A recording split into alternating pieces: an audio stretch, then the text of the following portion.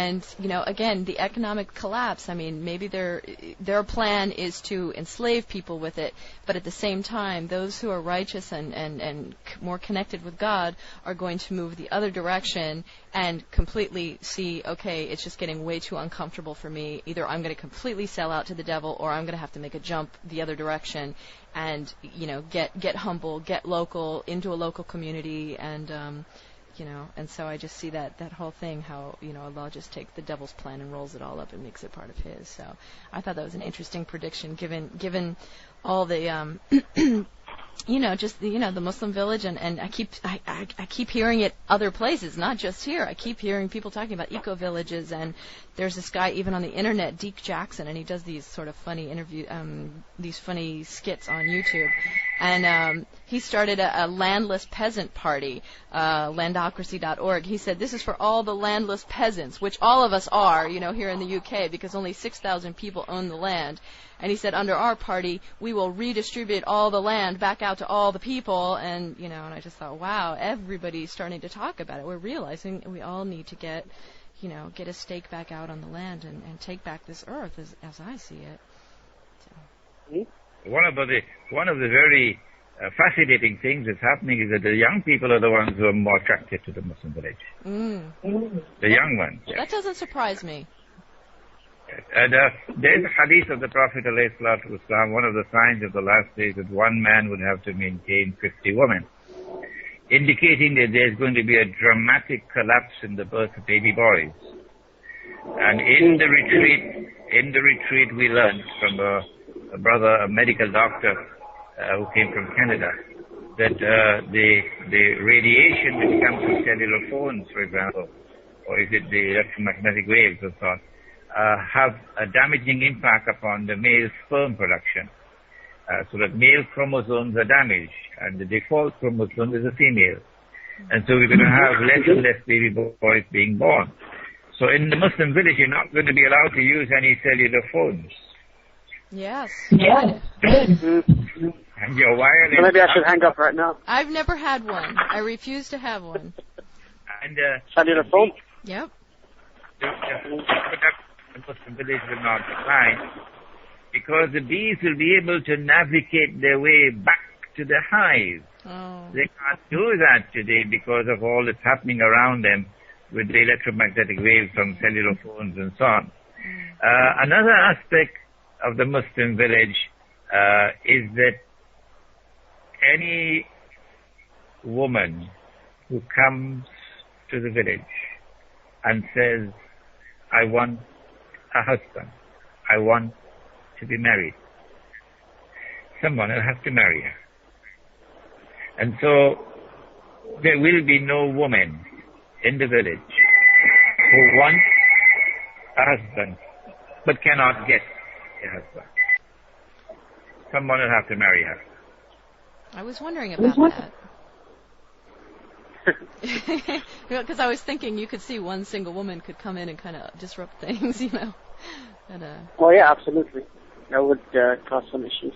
And so the norm of marriage in Western civilization of one man, one wife, which is a unique norm. It never existed before in human history. And it will not exist after Western civilization collapses, which is going to happen tomorrow. Mm-hmm. That norm will not exist in the Muslim village. So long as a man has the means to be able to maintain and has some reasonable insurance that he can treat his wives with equity and justice, it will be obligatory on him. He'll have an obligation to marry, so that there will be no woman in the village who want a husband, who cannot get a husband. Mm. But of course, the village will ensure that every woman in the village is your sister, and every child in the village is your daughter and your son. So we'll be watching to see how you treat your wives and how you treat your children. Mm-hmm. Well, you know what that gets into, the thought of justice. How do you set up a justice system in such a village? Hello? Like a justice system or sort of a legal system? Would you have a system in place for such things? Well, it'll have to be something at a micro level because we do not have the power to be able to stand up to the macro legal system. So we have our informal legal system within the village. You have a Qadi, and the people will come to the Qadi with their legal disputes, and he will, to the extent that all parties to a dispute are prepared to accept the judgment given by a Qadi, to that extent he can function. But he has no coercive authority, and he cannot enforce punishment other than those that are willingly accepted by all those who come to him. Sheikh Imran, go back to yeah, go on. No, that was you. It's just feedback, I think. Oh, okay. I'm sorry. Anyway, Sheikh Imran, to go back to an idea you brought earlier, which wasn't fully explored, and I think it sounded quite interesting. You were discussing the idea that you expect that in the years leading up to 2012, that Israel will show its true face, or it will remove the cover from above it. Do you think this is why there's all this type of, talk about the year of 2012? Do you think people are being prepared for such an event that's not necessarily cosmological like they try to portray, but perhaps something more political? I do not write out the possibility that there can be events taking place in 2012 which have some cosmic link to them. I don't write out that possibility. I do not negate that possibility. It is possible that something is going to happen. But I am suggesting that all of this explosion of propaganda connected with 2012 is linked to what I consider to be, what I suspect to be, an opportunity being created to further a political agenda.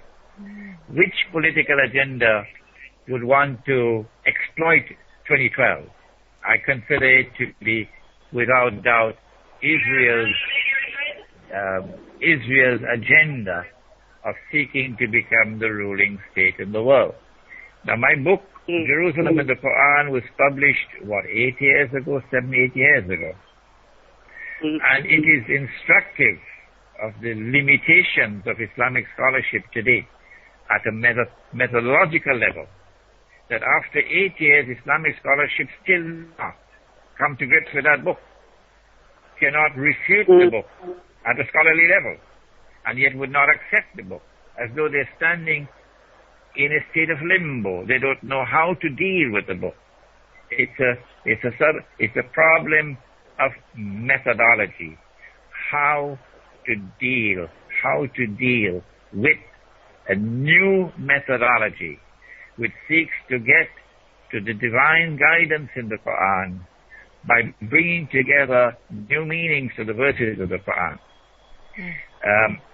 If Israel is going to have to move to become the ruling state in the world, we have to observe very carefully events which are unfolding.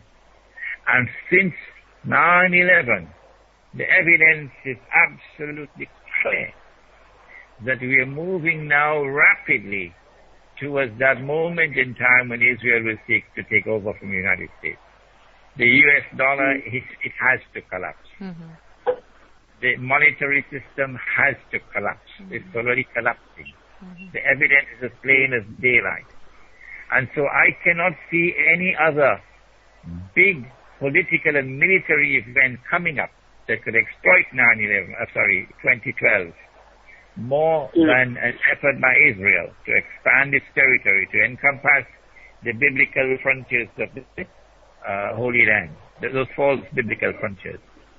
But before Israel can do that, they will have to destroy Pakistan's nuclear plans. So I'm expecting the attack on Pakistan before 2012, so that by 2012 Israel will be ready to launch a big war. Attack on Pakistan, and we're seeing the seeds of that occurring today. What's been happening in Pakistan over the past few months or so has been confusing to many people because they're not quite sure what to believe anymore, especially people who have started to understand that there's a lot of deception and falseness in what we read and see. What is your view on what's going on in Pakistan right now? I'm very glad that you have raised this subject because it gives me an opportunity to respond. I don't know whether these words will reach the Pakistani people. I hope they will. What is happening in Pakistan is that an effort is now being made to bring to the forefront of the Pakistani Muslim consciousness alleged ahadith of the Prophet ﷺ prophesying an end-time conquest of India. Not the conquest of India that took place 1,000 years ago, but an end-time, a conquest of India which will be contemporaneous with the return of Nabi Isa alayhi salam, the Prophet Jesus alayhi salam.